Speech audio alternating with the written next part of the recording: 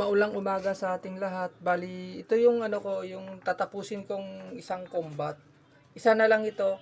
Bali, ito yung pares nito natapos na.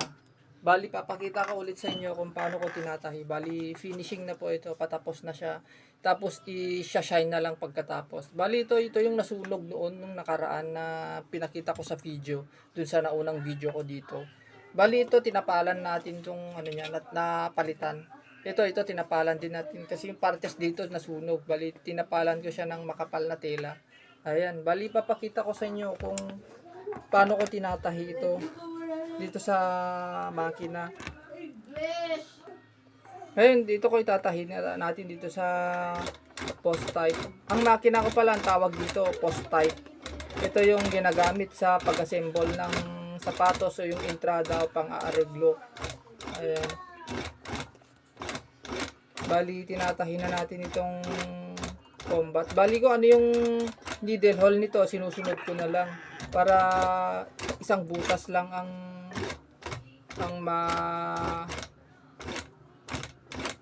masundan dito para pantay pa rin.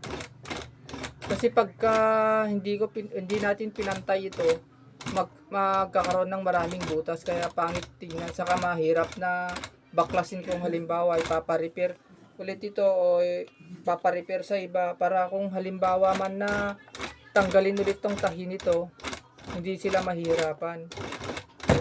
Ayun.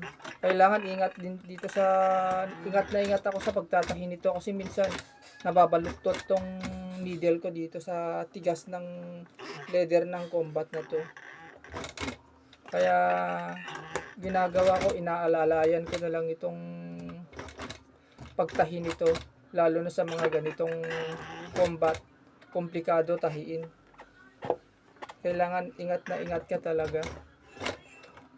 Bali, ang problema pala na itong combat na to,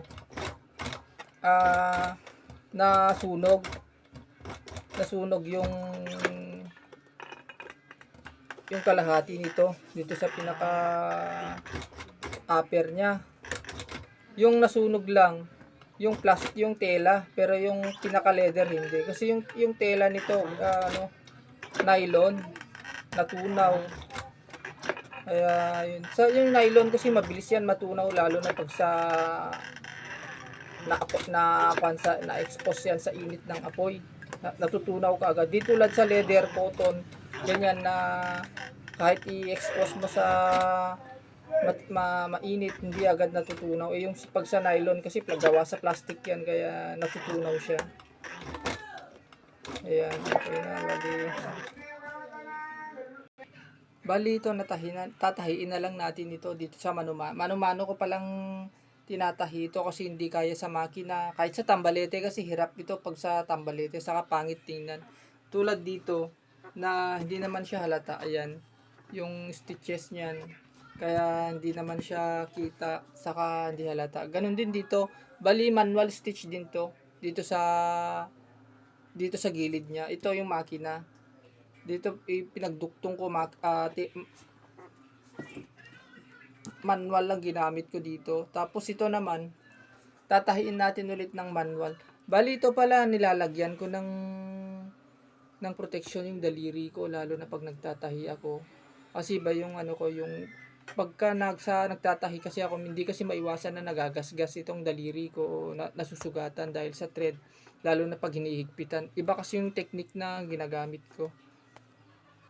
Ito naman yung needle na ginagamit ko. Ito yung ginagamit sa makina. Needle ng makina ito, Alamuda o Blake Stitch. Ito yung needle na to, ito yung ginagamit ko sa panahi ng swelas, lalo pag sa makakapal, yung hindi kaya ng makina, minamanual ko. Kaya ang ginagawa ko, tinatahi ko. Ngayon papakita ko sa inyo kung paano ko tinatahi manual yung combat. Ayan, ito na. Bali itong ano na to, itong gagawin ko.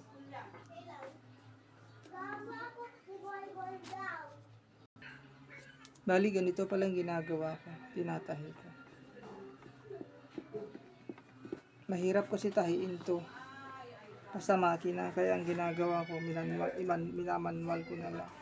Lalo pagka matigas, saka makapal, hindi kayang tahiin ito sa makina.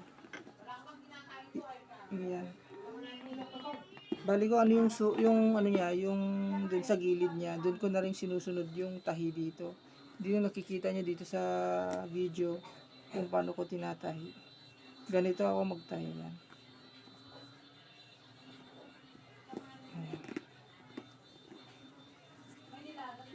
Okay lang naman na tahiin ng manual to sa ganitong upper kasi black din naman yung thread na ginagamit natin, saka ni-stitch natin ito sa gilid.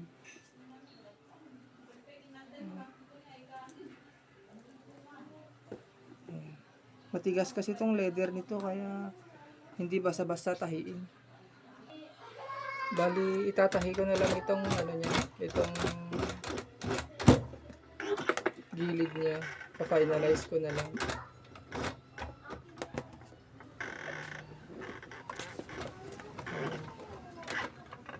Para idodoble ko na lang para dagdag tibay niya na lang ito na dito sa gilid. Sa mga gustong magpagawa pala ng sapatos nila, combat, kahit anong klaseng sapatos kaya naman, mga sneaker, Vans, o boots, mga riding boots, o pag may swelas kayong sira, pwede naman pong ayusin yun. Kahit anong sira ng swelas, kayang ayusin. Bali, na-assemble ko na lang. Kung walang materyales na ilalagay, pwedeng gawan ng paraan. Ginagawan natin ng paraan. Yung combat pala, pwede rin ako maglagay ng zipper dito. Yung purpose ng zipper para mabilis isuot yung combat, lalo na pag yung medyo masikip sa inyo o malaki yung dun sa paan nyo na halos hindi magkasya. Pwede ko rin gawan ng customize yun, papaluwagin tapos lalagyan ng zipper. Pwede nyo pong ipacheck sa akin sa Facebook ko na lang, sa Messenger, para makita natin yung kondisyon.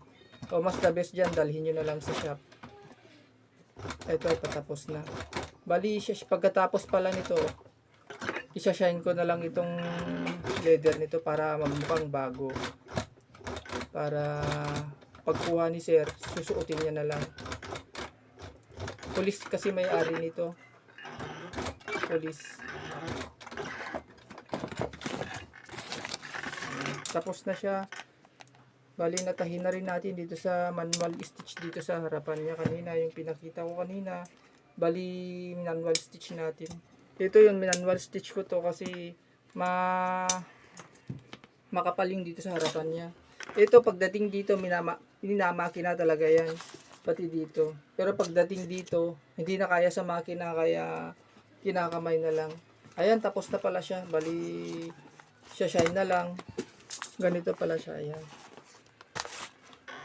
Sa mga gustong magpagawa ng combat o kahit anong sapatos o sirang sapatos, pwede naman po. Nagayos din po ako ng mga riding suit, mga riding jacket, leather jacket, mga ganyan. Kahit ano po, yun na inaayos po natin dito. Basta pa-check nyo na lang po sa akin para makita ko yung kondisyon kung paano ko ayusin ito, paano ko re-remedyuhan. At kung may materials naman po kayo na pwede kong i-provide, pwede naman po yun na po. Bali, pakita nyo lang sa akin kung ano yung materials na ilalagay natin para makita ko rin kung pwede ba o hindi na ilagay. Ayan. Bali, hanggang dito na lang po muna itong combat. Baka ulit ipopost ko pa ito para ma-shine kung paano ko sinashine dito sa Marlon's Dressing. Hanggang dito na lang po, and God bless and salamat sa inyong lahat. Salamat sa suporta. God bless.